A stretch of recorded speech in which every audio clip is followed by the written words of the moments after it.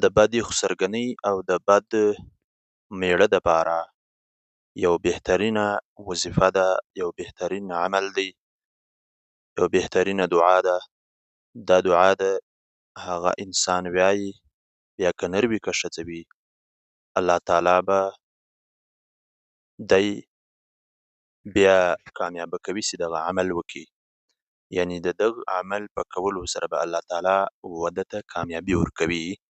دغه دعا به وایي په کثرت سره: اللهم إني أعوذ بك من خليل ماكر عيناه ترياني وقلبه يرعاني إن رأى حسنة دفنها وإن رأى سيئة أذاعها.